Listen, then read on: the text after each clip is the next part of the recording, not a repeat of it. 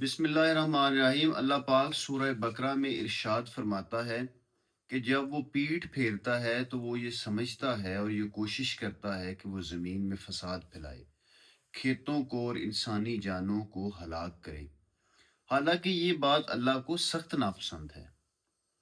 تو اللہ تعالیٰ نے جو معیار دیا ہے انسانی معاشرے میں، کوئی بھی سرگرمی صحیح کون سی ہے اور غلط کون سی ہے، وہ معیار بڑا سادہ ہے۔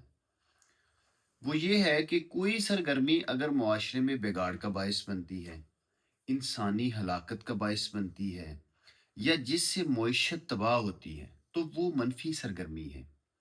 وہ سرگرمی اللہ کو سخت ناپسند ہے۔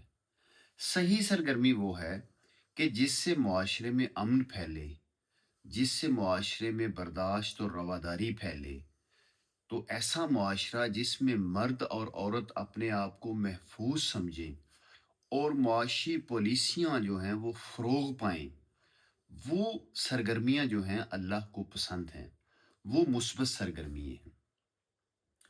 تو اللہ کے ہاں بظاہر کسی بھی سرگرمی کا عنوان اچھا ہونا یہ کافی نہیں اور یہ معیار نہیں۔ اللہ تعالیٰ کو وہ سرگرمی پسند ہے کہ جس کے نتائج اچھے ہوں۔ اور اللہ تعالیٰ نے انسان کو فطرت کے مطابق بنایا ہے۔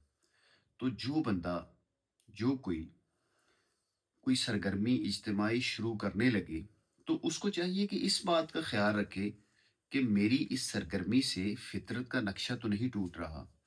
اگر وہ ٹوٹتا ہے تو وہ فساد کا باعث ہے اور وہ اللہ کو سخت ناپسند ہے۔ اور اس دنیا میں صحیح عمل صرف وہ ہے کہ جو فطرت کے قانون کے کامل اس کے ساتھ مطابقت رکھتا ہو، وہ عمل اللہ کو پسند ہے۔